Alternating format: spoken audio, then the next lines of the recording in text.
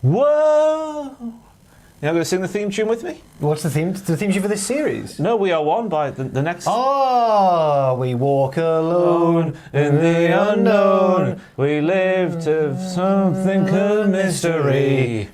We are the sacred sons. We are one. This is Tier Lists on Cultaholic. We are here to talk about every single member of every single iteration of the Nexus that ever lived. That was a horrible intro. Sam, hit the intro, please, will you, body lad?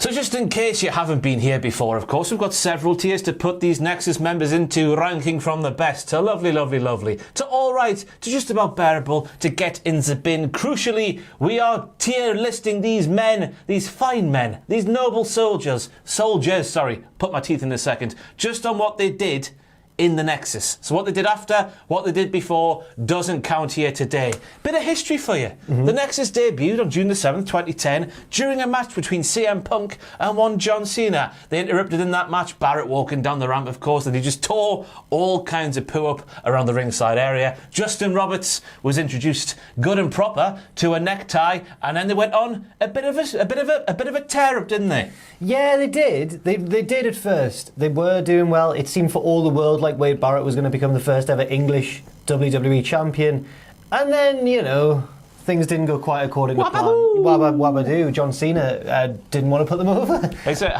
We've all heard the story about SummerSlam 2010. Apparently, originally Nexus were going to go over in that match. They get a big victory to solidify their status as big, horrible, nasty bastards. But apparently, John Cena went to Vince McMahon and changed the finish right at the 11th hour. Doesn't work for me, brother. Doesn't work for him, brother. But of course, they would have some fantastic moments before we got to SummerSlam 2010. The debut, still talked about today, over 11 years now. That's horrible, that, isn't it? 11 years since the Nexus debuted on Monday Night Raw. We have the attack on Bret Hart. Of course, Bret Hart was the general manager of Raw around about that time. He wouldn't give the lads contracts, so they said, well, I've got some bad news for you. And then they beat him up. Bret Hart was then ousted as Raw GM. The anonymous Raw GM was brought in, and for some reason, the anonymous Raw GM gave the Nexus contracts, even though they were just being naughty boys. The anonymous Raw GM being Hornswoggle, as we'd find out years and years later. But then I think the anonymous Raw GM's been back since it was revealed to be Hornswoggle. So it might not be Hornswoggle. Who knows who gave Nexus? Who knows those who gave the Nexus? But what we do know is the week before they got the contracts, Barrett was fired from WWE good and proper, but he got back in there straight away. Then, of course, we had the attack on Vince McMahon. Going straight for all the big guns right at the start of the Nexus, where we had Nexus costing John Cena multiple matches right at the start of their run, him challenging Randy Orton and people after the WWE title. And then we got to SummerSlam 2010, and the wheels, as they say, they came off. Yeah. Not quite. One of them came off. The other one stayed on. We got to Hell in a Cell, and then Cena lost to Barrett in a match where he had to join the Nexus. Then the other wheel came off because Cena didn't play ball at all, did he? Cena's behaviour when he joined the Nexus was infuriating. It was. At best. It was awful. But there we go. It stayed around for roughly 14 months and WWE did Nexus, and it could have been a lot more. It was fantastic for the first part, and then just dwindled, and it dwindled, and it dwindled a little bit more. But there we go. First up, the first member of the Nexus is everyone's favourite member of the Nexus, Jack. Just give me your thoughts off the top of your head on David Otunga. Oh, very smart man, very intelligent man. Very serious and sensible man on commentary as well, when the situation perhaps didn't call for it. But in terms of him being in the Nexus, he was quite an important member, wasn't he? Yes, I'm just going to come clean to everybody here. I wasn't watching wrestling on the weekly when the Nexus were doing their thing in 2010, were you? No, I think I got properly back into it the next year, 2011. So, of course, when I went back and did my research for this tier rank of malarkey, I was shocked and ever so slightly appalled to see how central and how crucial David Otunga was to the story. Right. That was the Nexus. Of course, he took part in all the early stuff, the Raw debut, the beatdown on Bret Hart. He was the fourth member eliminated from the big SummerSlam match, the 7-on-7, with Team WWE taking on Team Nexus after he was submitted by Chris Jericho. He then won the tag team titles. You'll never guess with who, Jack. John Cena? With John Cena bragging rights. The pay-per-view after Cena lost to Barrett, which meant that Cena was in the Nexus by this time. And can you name the team they beat without looking at my computer? Was it... You'll never get it. I can't. Was it... Oh, no, the primetime players wouldn't have been around. No. One of them, they were in the... No, I can't guess. Drew McIntyre and Cody Rhodes. Oh! They were the tag team champions. And the next night on Raw, Barrett basically said to David Otunga, once again, I've got some bad news for you. Lay it down so I can have Heath Slater and Justin Gabriel take the tag team titles off of you, David Otunga, because I don't want that John Cena having any copper. Because it wasn't gold back then, was it? It was copper. Could Otunga not have kept it? No, because Slater and Gabriel were the team, weren't they? They were the team of Nexus, weren't they? That's just good management from Wade Barrett, to be honest. And this caused David Otunga to get a bit disgruntled, a bit unsettled as a member of the Nexus. So he would start questioning Barrett's leadership of the group, which led Otunga to doing an invasion of SmackDown when Barrett wasn't even there. Basically, he turned into Wade Barrett's Dwight Schrute. Right. I've not seen the US office, but I'm aware who Dwight Schrute is. He got a bit too big for his boots. Was he like Farouk in the Nation of Domination? No, sorry, like The Rock in the Nation of Domination. Basically. Define the Farouk. Exactly like The Rock in the Nation of Farouk's authority. Yeah, Wade Barrett was Farouk. Yeah, Otunga was The Rock. And Dwight Schrute at the same time. So yeah, that led to Barrett sort of having a go at David Otunga for insubordination. He was forced to then have a match. This was David Otunga I'm speaking about here, to defend his spot in the group, and he beat Edge to keep his it was in a lumberjack match, by the way, with Kane interfering on behalf of David Otunga. But forget about the lumberjack, forget about Kane doing the big work. David Otunga beat Edge to keep his place in the Nexus. Otunga somehow turned the tide of everybody in the Nexus way back when, had them turned basically against Barrett, had them all behind Otunga. Go on, Otunga, leader. They all chanted, of course. They were all telling Barrett to rehire Cena to the Nexus soon after all this whole stuff fell apart and then a revolt took place. Then, of course, CM Punk would come in to be the leader of the Nexus after Wade Barrett was murdered under several thousand chairs at TLC at the end of 2010. And he took his beating from the Big Show because, of course, when CM Punk took over, he turned it into more of a cult. You had to do a physical sort of sacrifice to prove your loyalty to the new leader in CM Punk. Otunga did that by taking a beating from the Big Show. And then, of course, in the build to WrestleMania 27, where CM Punk, who was still in Nexus, which I couldn't believe. Go back and watch WrestleMania 27. Nexus stuff all over CM Punk's Tron. I thought it was well and truly over by then. Yeah, I would have guessed it would have been over by then. Although wasn't Punk still... He was still Nexus in the build-up to Money in the Bank. Just about, yeah. Nexus lasted, as we said, 14 months officially. So from June to July, from June to August. Right. Maths. But of course, in the build-up to WrestleMania 27, Punk was pissed off at Orton for costing him a world title back in 2008. So ahead of WrestleMania 27, Punk had Orton face every single member of the new Nexus, David Otunga included, and if new Nexus members won, they would get to accompany CM Punk to ringside at WrestleMania 27, and of course they all lost and they all got punted in the head, which wrote them out of WrestleMania 27. But then that wouldn't stop David Otunga from achieving success once again as part of the Nexus, as himself and Michael McGillicuddy, Curtis Axel, they won the tag team titles from the Big Show and Kane thanks to interference from CM Punk and Mason Ryan. They then would hold them for, I think it was about a couple of months before they dropped them to Air Boom. Oh, Air Boom. Shortly after SummerSlam 2011, and by this point, Nexus wasn't even a thing. They were coming to the ring with no N on their arm and all that stuff. So there we go. That's a potted history of David Otunga as a part of the Nexus. Yes, I know. I'm surprised how potted it is as well. I think that's pretty good. I think he's done well there. He's quite central. Initially, when you said David Otunga, I was thinking mid-tier, maybe even below that. Now, I'm thinking lovely. Maybe even lovely. I think it's a solid lovely. Yeah, early on. We could, as we all know in these tier ranking malarkeys, things can change by the end of the video, so he could well find himself in the top as we look at the rest of the members of the Nexus as this video goes on. But yeah, especially that revolt on Barrett and taking the lads to SmackDown when Barrett wasn't there. Fantastic stuff from Dave. But of course, back then, he looked charismatic. He's got the body. He could wrestle. You're thinking, wow, future star here, David Otunga. But then he proved himself to be really boring, I thought. Oh, that's a shame. That is a shame. Do you think he was boring? I like David Otunga. Maybe a little bit. Husky Harris will move on to now, who of course debuted at Hell in a Cell, helping Barrett get that victory over John Cena, forcing Cena to join the Nexus with Michael McGillicuddy. Harris and McGillicuddy doing the interference there on behalf of Barrett, who then went on Raw not too long after and said, "No, I didn't bloody ask you two lads to get involved. You're not part of the Nexus." Can you believe that? You'd want Husky Harris in the Nexus. Exactly. He's a Ferrari. He's a What is it? It's like a 4x4 with a Ferrari engine or something like that. Yes. Or the other way around. No, the other way around. An army tank with a Ferrari engine. Army tank with a Ferrari engine. You'd want him in the Nexus. Of course you would. But then they did it again. They were like, oh, Daddy doesn't want us anymore, so we'll do what we did earlier once again. So they cost John Cena a match against The Miz. I think there might have been a title on the line there, but I'm not too sure. But they cost John Cena a match there once again, and that forced Barrett to go, well, they clearly want to be here. Let's have them prove they want to be here by winning a matchup. But they lost to John Cena and Randy Orton in a tag team match. This is McGillicuddy and Husky Harris we're speaking about here, and they didn't get their memberships until the next week on Raw, when they were added to the group anyway. Why? Okay, yeah, fair enough. That's they a thing that proved happened. themselves. Yes, they did. Then we go to the Punk era of the new Nexus. Husky took his lashings. Remember that one in the locker room with his big wings on his back, the tattoo? Took his lashings from the other members of the group. Harris and McGillicuddy unsuccessfully challenged Santino Marella and Kozlov for the tag team championships after Orton attacked the duo as part of his rivalry with the Nexus. And he punted Harris in the head, which was used to write Harris off television, and we never saw him again. Yeah, no, we didn't. No, we didn't. No.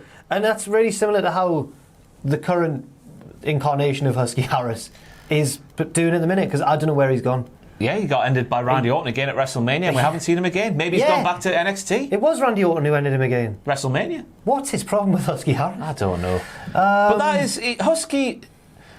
I feel bad, because if Husky Harris came along today, I reckon he would have a hell of a better chance to do something than when he came along in 2010, because as we all know, back in 2010 it was all about muscles and height, and while Husky has the height, he doesn't have the muscles. Not he has really. the girth, he hasn't got the muscles though, but that's a load of bollocks, isn't it? We all know this. You don't need to have big muscles to be a good professional wrestler. Thank you to the likes of Kevin Owens and Bray himself when he reinvented himself, who came along and showed Vince McMahon you don't need to look like Mason Ryan, who we'll speak about in just a second there, and be good at professional wrestling. I think they really missed a trick, because obviously Bray Wyatt is so charismatic. You know that's not just something he learned late on in his career. He would have been charismatic here in the Nexus. We just never really saw it.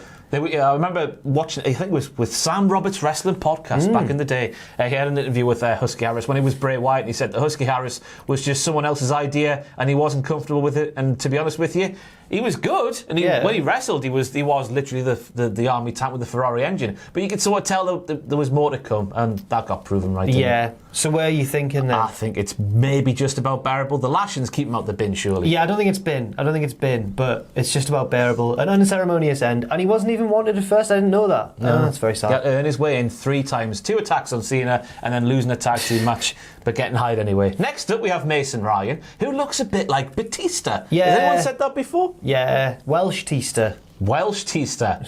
Because of course Dave Batista comes from Ba. Yeah, I've made a mistake there. Yeah, I've made a mistake there. But you know, I tried my best. I've got a little soft spot for Mason Ryan. Why? 2011 Royal Rumble, I think. The one where Punk's doing all the tactics and he's like, get in front of me, save me from Booker T or whoever. Mason Ryan was really good in that. The one where he lasted 4 minutes and 32 seconds before being tossed out by John Cena. He came in number 20. I didn't realise you'd immediately just refute it. Came in number 20 in the 40-man Rumble, lasted 4.5 minutes and then got eliminated by John Cena. In my mind, he was doing really, really well.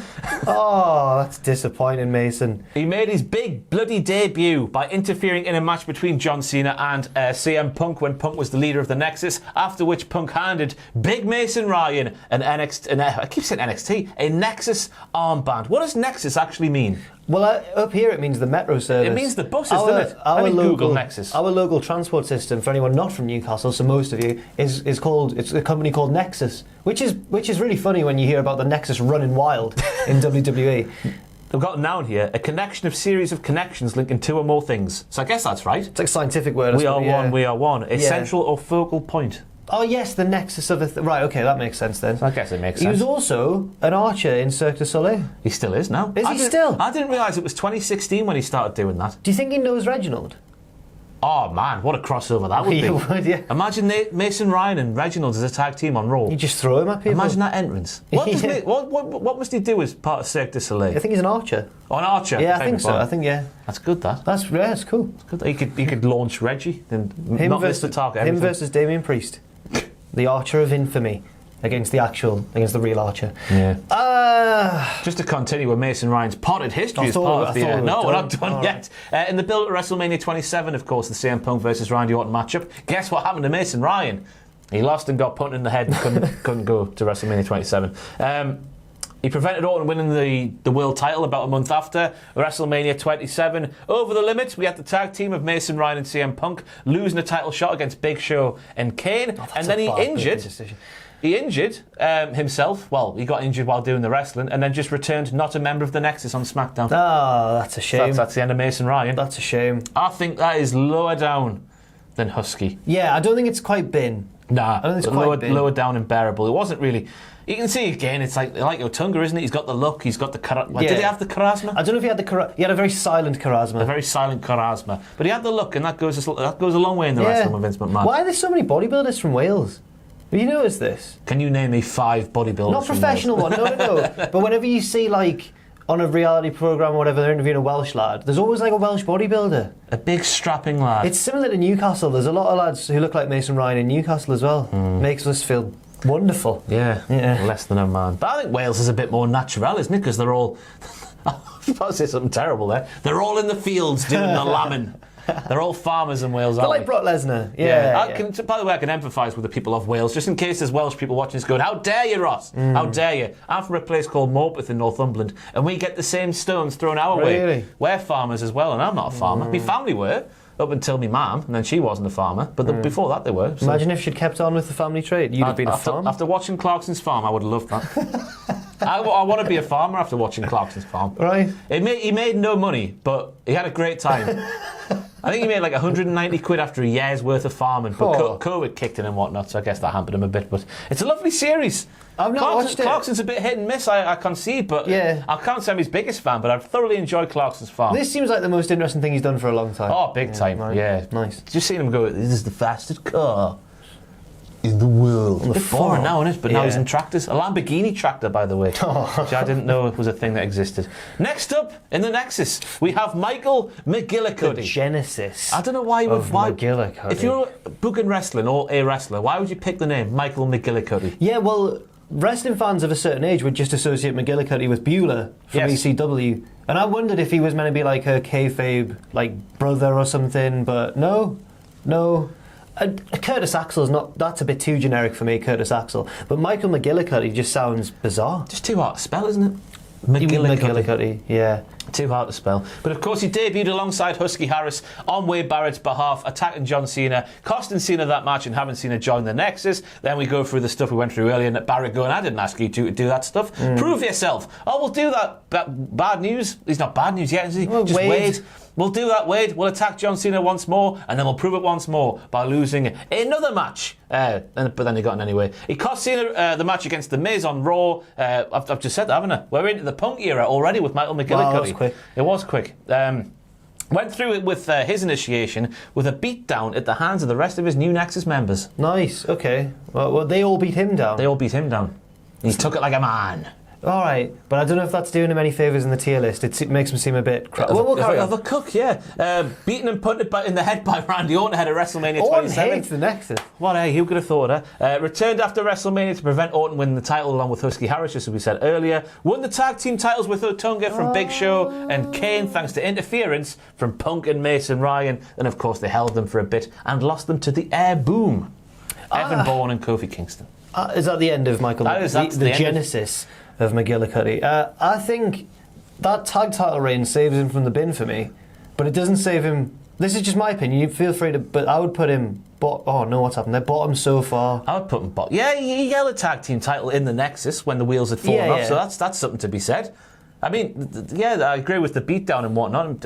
I guess he had to take it. He wasn't fighting back. You sound like you agreed. I agreed with the beatdown. I agreed with them beating him down. You got to haze people, haven't you? That's what we do here at Cultaholic. Oh, yeah. Like Andrew taking the chops, that was a good old hazing. Like we did back in the day, you know? Like the good old days. Good old hazing. What was I going to say? I had an actual point. Oh, then he went on to beat Triple H.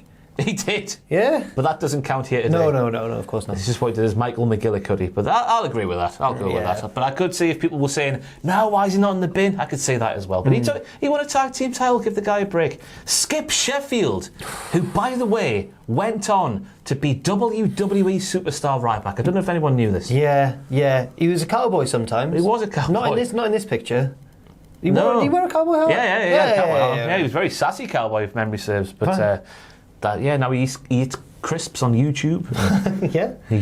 He has a go at wrestling fans for being like virgins and stuff. And he tweets asking if he should retire, and people say yes, and he gets cross. Just don't give them the option right back. That's where you've gone wrong there. But I keep saying NXT. In the Nexus, on the buses, the Nexus buses. He did the debut, of course. He did the Bret Hart beatdown after Bret didn't give him the contract. He did the SummerSlam match. He did a couple of beatdowns on John Cena, costing John Cena big matches at SummerSlam, by the way. He was the third Nexus man out after a code breaker and spear combination. Oh, two finishes to take him down. That's pretty good. That's promising stuff. You're thinking, here he is, the big lad, not the big guy, the big lad. He's the muscle of the group. Well, I guess there was a few muscular lads, but I guess he was the most muscular of the group. Probably. Until Mason Ryan came along, but it doesn't matter. Because Skip Sheffield wasn't in there by then, because a couple of weeks after that SummerSlam 7-on-7, he broke his ankle at a house show in Hawaii, and that was that. Now that's unlucky. That's not his fault. No. And it's not the fault of the booking necessarily either. It's just bad luck. But I don't know if that saves him from the bin. I'd put him in the bin straight away. Generic, just big muscular man. Didn't get to showcase anything about like a character, I guess. Big fans of Skip Sheffield in the NXT game show would have been heartbroken by this, I bet. Yeah, I'm glad that he got a chance to be more later on. I know a lot of people, including Matthew, who's very passionate about it, say that he should have won. Say the line, Matthew. Should have won the WWE Championship against CM Punk. But I'm still glad that talking about a few of these so far, I'm glad they got to do more. Especially him and Husky Harris. Yeah. That's it. I didn't get on board with Ryback until he started wearing the pre-show stopper belt. When he just gave up towards the end of his run and was just taking the piss. We saw Ryback on a pre-show at the WrestleMania 32. When no one else was at...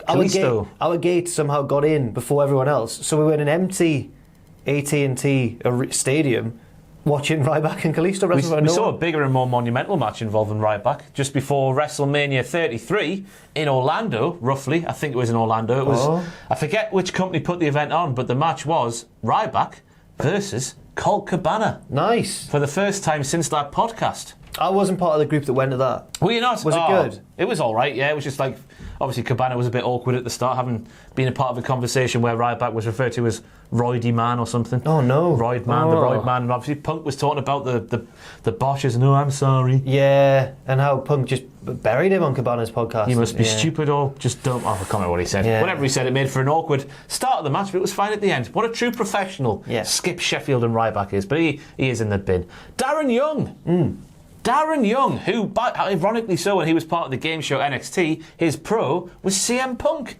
Yeah. Weird how everything meshes together, isn't it? Of course he did. I'm going to repeat myself a lot in this tier list, but of course he did the debut. He did the Bret Hart thing. Okay. But then he got left behind by Nexus early on. Nexus attacked Cena, and then Nexus left without Darren Young, allowing John Cena to attack...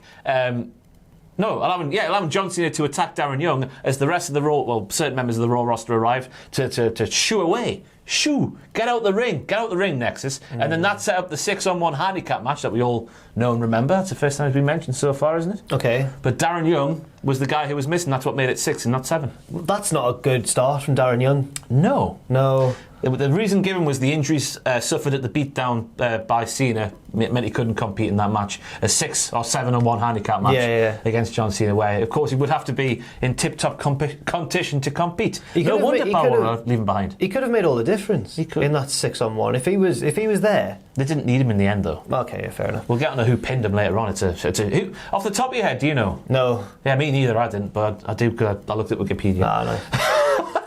Returned at Money in the Bank. Can I guess? Yeah. Was it Justin Gabriel? Yes, it was. I remember him doing his finish where they held Cena down. Yes, I do remember that, yes. Returned at Money in the Bank, so he did Darren Young after this big setback, this big injury setback to cost Cena in a WWE title match against Sheamus. Cena then attacked Young and Tarver after the match because, of course, he must stand tall, wabba dabba doo, all that stuff. He did the SummerSlam match. He was eliminated first out of the entire match All 14 men. Darren Young was the first one out of the match, eliminated by Daniel Bryan. He was made to tap out. He then chose to face Cena on the next night because all of the members of each team were given the chance to sort of pick their opponent from the other side, and he picked Cena for some reason. Wow. Maybe because he looks like him. I reckon they're long-lost brothers, mate. Maybe, yeah. They've got the same face. It's incredible. And for a while they had the similar hair. Well, maybe he's got similar hair to Cena later on in Cena's life. In that picture, he's got the haircut Cena had when he was 19. Right, yeah. Unconfirmed reports, of course.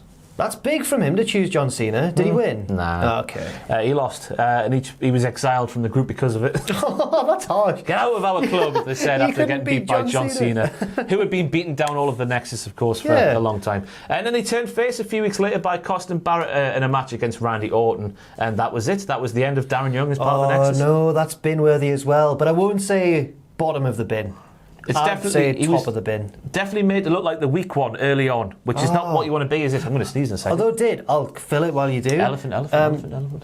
Did Skip Sheffield? Did Skip Sheffield have a tag title? No, that was McGillicuddy. McGillicuddy, yeah. I don't know. I can't decide whether to put him behind Skip or not. I would put him behind at the bottom of the bin. He's the most bin-worthy we've talked about so far. Well. That's sad because, like a few of the others, he at least got a bit of a chance to show what he could do in a tag team later on. But then the Backlund thing, that was weird as well. I feel like Darren Young never got as fair a chance as he could have, maybe. No, definitely not. No. We will make Darren Young great again. They were painful then. Yeah, they were painful. Yeah. But yeah, he was made to look like the weak one early on and didn't really recover from that. And he looked a bit stupid, I guess. Some might call it ballsy and courageous and whatnot. I would call it stupid taking on John Cena. When, you could have taken on... Who was the weak one from Team WWE? Who was in it? Was Ziggler? No, he won it for them. Ziggler won it, yeah. Yeah, what am I talking about? Not Bryan. Jericho. They were quite a strong team, to be honest. I'm just enjoying the look of the tier. Have we had one this negative yet? Oh, it's going to turn itself around. Oh, okay. I reckon maybe. Yeah, maybe not, who knows. Heath Slater. Oh, it's turning itself around. Whose hair, back in this era especially, always looked so soft and so luxurious, like velvet. It would just bounce around. Yeah. He's brilliant. Well, maybe I'm thinking of Heath Slater the entirety of his run. What was he like in Just Nexus? Well, we've done all the early stuff, all the stuff up until SummerSlam 2010, what we've said so many times already. During this here tier list, and he pinned David Otunga, of course, to take the tag team titles from Cena and Otunga, so Heath Slater and Gabriel could win them, because that's the way that Barrett wanted things to be. Yeah. He then held those for 2 months before dropping them, as we said earlier, to Santino and Kozlov. That's bad. And I've just written this out in full. In a 4-way elimination match, also involving the Usos and the team of Mark Henry and Yoshitatsu. Oh. I mean, we're spoiled now, aren't we? Yeah, fantastic. Along the way in that tag team, you might be wondering, who the hell did they beat? The Hart Dynasty. Okay.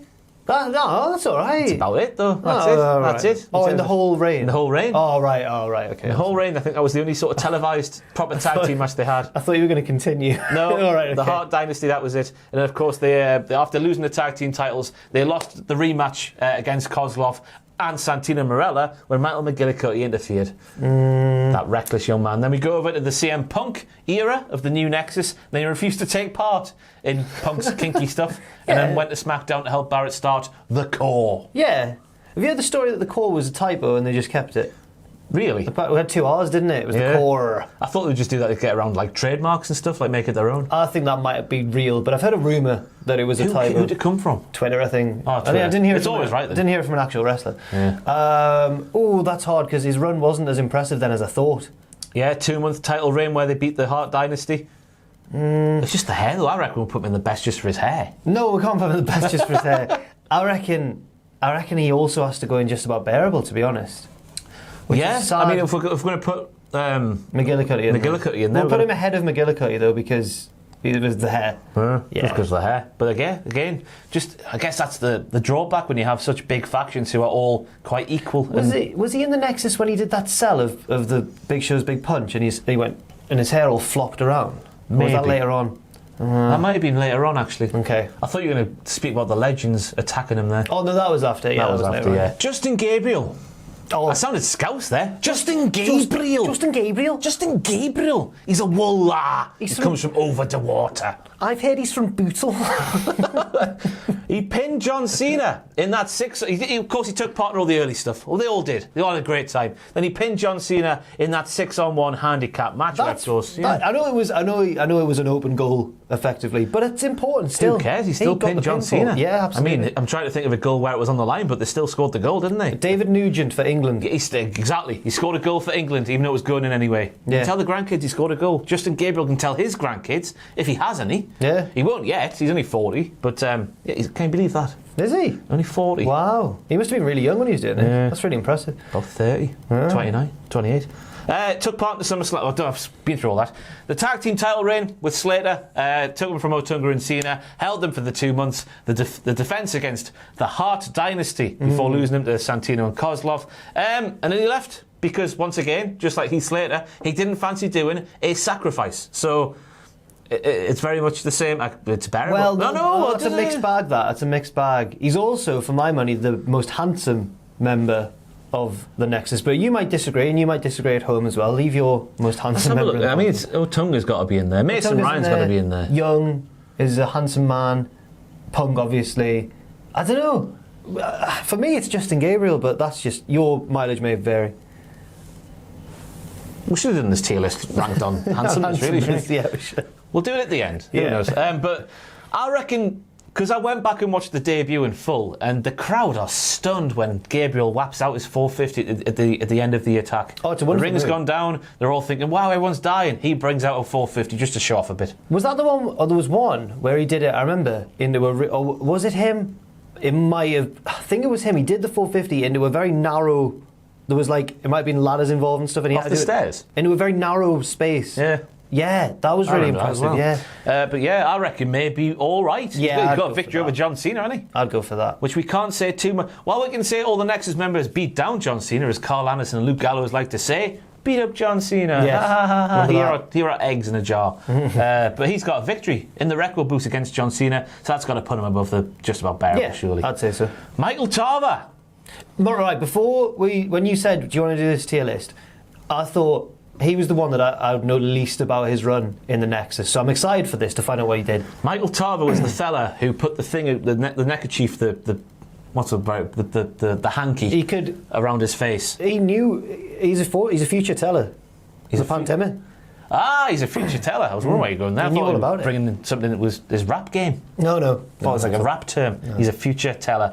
All the early stuff, he was there and doing things. He was the second person eliminated from the SummerSlam match after Darren Young, after he was pinned by Johnny Drip Drip and a Starship Pain. Suffered a groin injury, which was then written into the storyline because Cena attacked him and that wrote him off TV, when in reality he had that groin strain. Barrett said, heartbreakingly so for Michael Tarver, that John Cena did him a favour because Barrett wanted to get rid of him anyway. Oh no! So Michael, that is it. He did all the early stuff. SummerSlam match was there. Soon after, he suffered a groin injury, and then Barrett buried him. Just gonna pop him in the bottom of the bin. But of course, he wouldn't let that hold him back. Oh wait, sorry. Oh, I thought you were going to say he did more. No, not not to in the WWE. Nexus. Oh no, he's bottom. He went to developmental, and I think he wrestled for NWA and stuff like that after WWE in the early 2010s. But of course, he's a rapper now. Beg my pardon. Fair play. Well done for making something of a bad start in the Nexus there, Michael. But it's not saving him from the bin, I'm afraid. Yes, now we get on to the big bad booty daddy of the Nexus. We have Wade Barrett, who of course appeared on top of the ramp for the debut. The stare down was seen at the slow walk down the ramp, then the debut happened. We've been through all the early stuff, the attack on Bret Hart, the attack on Vince McMahon, the SummerSlam match, the costing of John Cena in many matches. Of course, Barrett in that SummerSlam match, heartbreakingly so. We'll speak about John Cena later on, of course, because he was in the Nexus for a small period of time. He was the last man eliminated because Cena somehow, despite being DDT'd on a concrete floor by a massive man like Wade Barrett, still fought back to defeat two men in double quick speed. Yes. Well,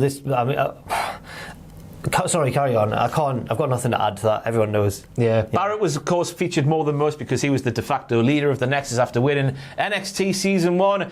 He defeated Mark Henry in a singles match, which to me might not seem as good as it would have done if it was saying like 20 2011 or 2012 or 2013. Yeah, a little bit before, but still pretty good. Still impressive, yeah. Nexus faced Cena, Edge and Randy Orton, Sheamus and Jericho in the 5-on-5 elimination match on Raw, which Barrett won by pinning Randy Orton. Nice. So it wasn't too bad after That's SummerSlam 2010. Barrett received his first guaranteed championship match for winning NXT Season 1 at Night of Champions in a 6-pack challenge. Now I'm questioning the logic there.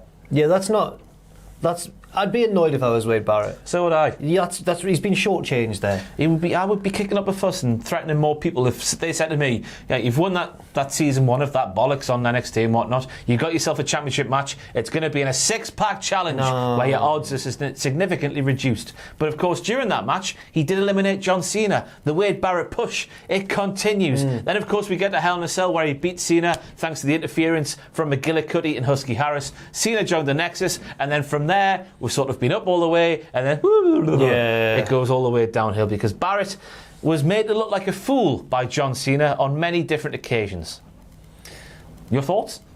It's so far. Is there still more? Oh, there's more. Oh yeah, I was going to say. What's your thoughts on John Cena making Barrett like a mug? Well, the one that my least favourite one, apart from the infamous, Cena coming back from 2-on-1 and the DDT on the concrete, but apart from that, my least favourite one is the chairs thing, because he puts him under a thing to protect him from the chair. It never made sense anyway.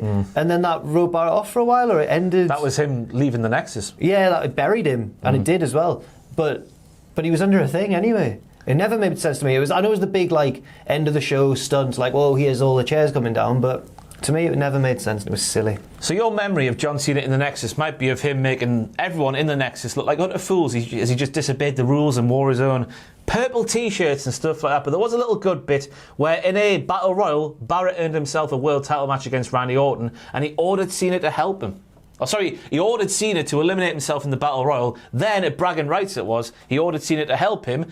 But this is where it went wrong, because in making Cena help him in a normal singles match, that got him disqualified because of outside interference. No, I feel like he's had bad luck, Wade Barrett. He was. Is he one of the unluckiest WWE superstars? Not ever, but I don't know if unlucky is the word. It's just bad booking, isn't it? Yeah. Sorry for Americans, bad booking. I've learned over the past couple of weeks that my pronunciation, my Geordie twang of booking doesn't translate to America. Or if you're Scouse, Buchen. Yeah, buchen. Which also means intercourse. We then get on to Survivor Series, where Barrett was once again granted a world title match against Randy Orton. And he did a good thing. He made John Cena a member of the Nexus, the special guest referee, and there was a big old bloody stipulation on the line. If Cena counted the 1, 2, 3 and Barrett was made world champion, Cena could leave the Nexus. Woohoo! But if Barrett failed to win the title, Cena would be fired. Yes. And what did Cena do, Jack? Can you remember off the top of your head? Yeah, Barrett lost, obviously. Cena got fired, and then I think he just kept turning up to work. He did. Right. Cena pushed Barrett into an RKO, helping Barrett lose the match, and he would rather be fired than be a part of the Nexus, which for me, if you're part of the Nexus, you're thinking, well, job done. John Cena's gone, we've got him fired, we didn't win the world title, we could win that down the line, but John Cena's been fired. Rejoice, happy days, but then Cena came back the very next Raw in the crowd and just started attacking members of the Nexus, and he was just doing things to annoy him. So much so that down the line eventually, well, it would have been the next month, wouldn't it? TLC, Barrett had accepted a challenge from Cena for the chairs thing, and then of course he got buried in a pile of chairs after losing to Cena. So 2 big losses there to big John Cena, one at the SummerSlam, I guess, and then the other one at TLC at the end of the year. Then he could have taken back control of the Nexus when he returned in, I think it would have been the January, from CM Punk, because Punk said if he won a triple threat steel cage match, which also involved Sheamus and Randy Orton, he would give him it, I think. I'll give you the keys back to the kingdom. But then Punk attacked Barrett during that match, and then that didn't happen because Punk wanted to stay in charge. It's a mixed bag. Ooh. It's a mixed bag. And then he set up the core. Yeah. Obviously. 6 months it was Barrett's Nexus for. I think that... Because in theory, he should be in the best, shouldn't he? He should be. But then he was booked really badly. The second half, it was a game of 2 halves. First half, It's like supporting Newcastle, Steve Bruce's Newcastle. First half, fantastic. Flying all over the shop. They're going for the half-time team talk. Steve Bruce says whatever he says. They come up for the second half looking like they're ballet dancers pretending to be professional footballers. Okay. That's a terrible metaphor. But anyway, I reckon we go high up. Because you've got to think around this time as well. He's new on the scene. He's holding himself in promo battles with John Cena and latterly CM Punk, I guess. And he looked like a main eventer, didn't he? I feel like he's... Out of the Nexus, I think he's got to be top tier. He's the leader. He came the closest of any of them, apart from the part-time members, to winning a world title. So I think we should put him in best. But it's not like another tier list where someone's been like the runaway. Nah. That other thing. And especially like you think back then, there was nobody really clamouring for anybody in Nexus to take over from Barrett as the leader. People bought into him as the leader of this army of men. Yeah, definitely. I think that's fair. Sorry. Go on then. John Cena. Right. SummerSlam 2010 happened. We spoke about that. DDT on the floor. That doesn't matter. Cena's head is made of concrete. Harder concrete than the concrete on the floor inside the arena. We go on to Hell in a Cell. Made to be a part of the Nexus, but he never dressed like... He put the armband on there, sort of half-arsed. Yeah. Didn't really care it was there.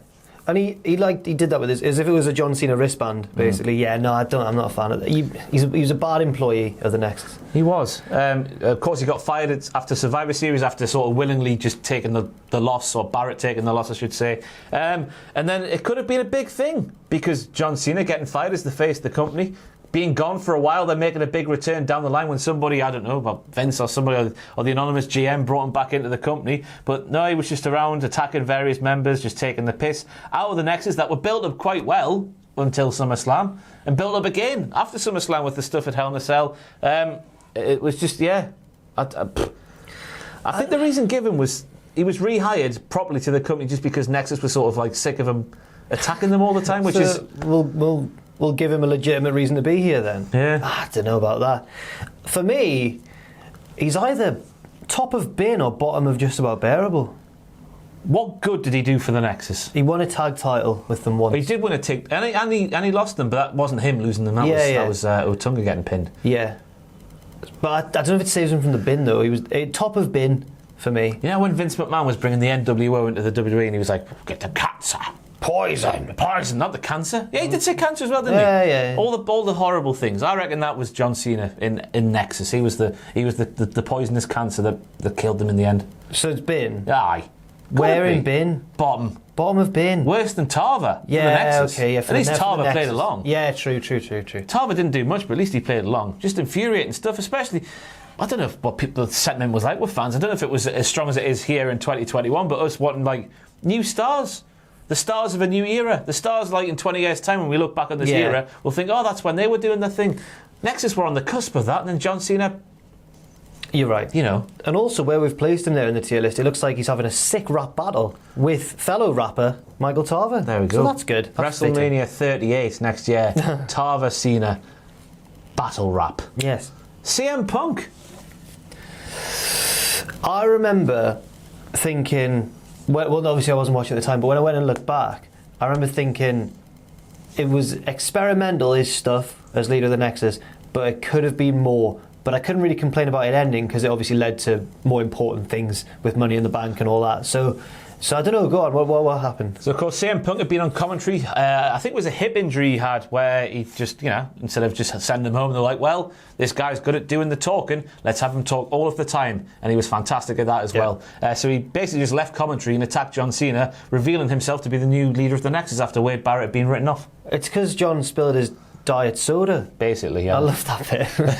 John, my diet soda. Then, of course, he made all of the lads who were in the Nexus under Barrett do sort of sacrificial punishments and whatnot. Some lads did, some lads didn't. There was a weird one where he stood on top of the Tron. Are you going to get to that? Or no, I've not got it written down. He stood on top of the Tron and said that he was going to jump off to prove his dedication to the neck, and then he went, I'm just kidding, I'm wearing a harness. It was really disturbing and weird. Punk did that. I seem to remember this, yeah. It was very strange, yeah. Bloody hell. And of course he went after Orton just to get his to avenge his world title shortcomings against Randy Orton in 2008. That then led to WrestleMania 27. We've been through how just before WrestleMania 27, each member of the new Nexus was put up against Randy Orton, and each one of them fell by getting punted in the head and written off and not being able to go down to ringside, with CM Punk putting more of the odds in his favour. But then eventually just the sort of natural split happened as the summer of Punk got hotter and hotter and hotter in 2011. So that was it. 2011 Royal Rumble wasn't a highlight, as I mentioned before. His performance in that was really good, and he used the Nexus as like a tactic, which I thought was really interesting. But I don't know how high all that propels him up, because he basically, it ended when he was there. He wasn't a good, like, Barrett at least just had them ransack stuff. Punk went by the rules. Yeah. Punks don't go by the rules. No. Oh, we'll have singles matches with Randy Orton, writing one off each time that we have a singles match, and we'll abide by that rule, will we? I don't agree with that. That's not Punk. Do you not think he's... is he all right? Is he all right? I think he's all right, yeah. Yeah, fair enough. He was entertaining. I like how he changed it up a bit and made it more like the straight edge society sort of cult vibe. Yeah. But he had a penchant for Mason Ryan as well. But I think if you look back at what actually happened, and of course he lost that WrestleMania match to Randy Orton, didn't he? So it didn't get him too far in that respect. And by the time he was taking away the world title, it's Money in the Bank 2011, he wasn't part of the Nexus. He just ditched them, yeah. And rightly so. I mean, you can't argue with that. Dead weight. Yeah. Some of them were. Daniel Bryan we go on to, and this one is such a long entry in this tier ranking stuff because, of course, Daniel Bryan, who I found out during my research, did not win a single match as part of the NXT Game Show series. Not a single one, despite the fact he's Daniel Bryan. Oh.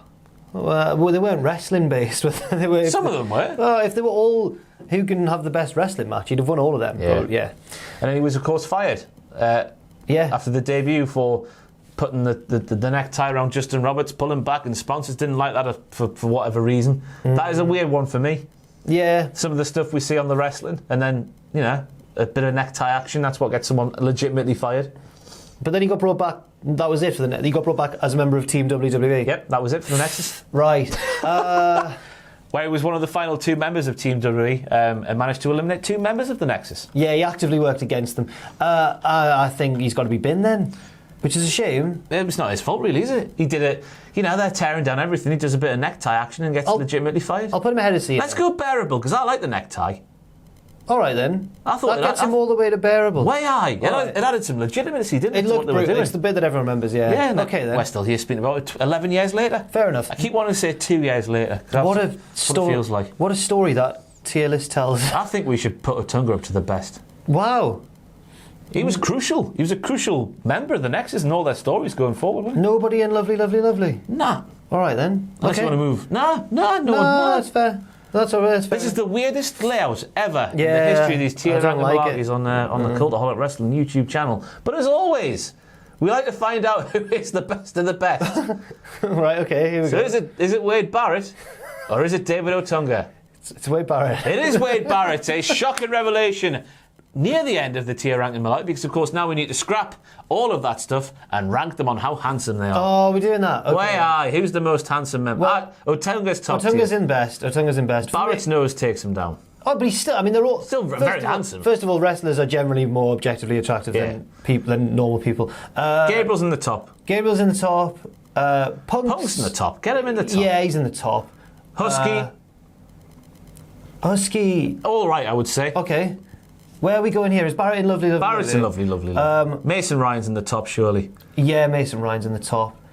Heath Slater's in the top. Well, he's a good-looking man. His hair was luxurious, man. Can we put him in Lovely? He's got a nice fit. All right. He looked silly, though, didn't he? He looked silly. Later on, he looked better. He looked like he could walk in any nightclub in the world in 2010 silly. And just go like that. For me, he looked silly. And he could take any lady home he wanted. I think McGillicuddy in the same tier as Husky. Yeah, the hair didn't help. Bryan's a good-looking guy. Not back then, though, I don't think.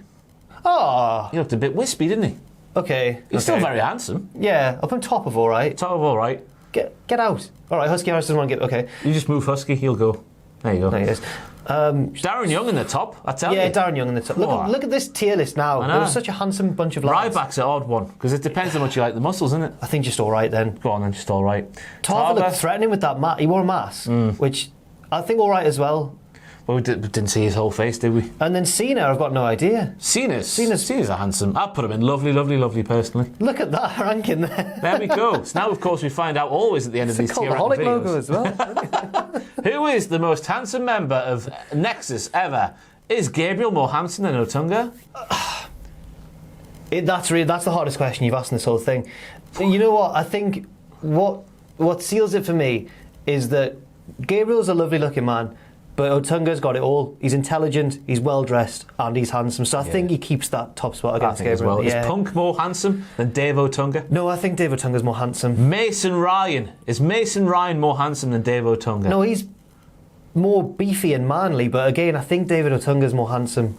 Dave Bautista from Wish, that's what it is. Yes. And then finally, a big question, is Darren Young more handsomer than David Otunga? No, again, a very handsome man, but I think David Otunga takes the crown. I would agree with that as well. I think David Otunga is a ruggedly handsome man. But there we go. A fantastic end to the tier ranking thing for the Nexus. A story of what could have been in WWE, but how many times have we been down that road before? What a shame, eh? Absolutely. What a shame. They're such a handsome bunch of lads. They are such a handsome bunch of lads. There's not a single one you'd say, nah, you're not coming to my bedroom. No, is there? Fantastic. Apart from Cena, because he was just causing trouble at this time. Well, yeah, he wouldn't abide by the rules. But although in his home life, of course, he's famously very organised and regimented, I think is the right word, isn't it? Yeah. A bloody army camp in his house, isn't it? That was great time there. That's good. That was the end of it. Nexus were good for a bit and then they were rubbish. Yeah. That's what we learned here today. But of course, as we learned as well, Wade Barrett is the best member of the Nexus. No one has ever said that before. Any closing remarks before we go? No, just that was a good one. That was fun and silly. And whenever I've done one with you, I feel like I've been on the quite serious ones. So this was a nice change of pace for me. Are you not taking the Nexus seriously? Sorry, this was incredibly serious, and I'll endeavour to do better next time. Rest in peace to the Nexus. I've been Gary YouTube from Cultaholic Wrestling. Thank you for watching, and we'll see you next time.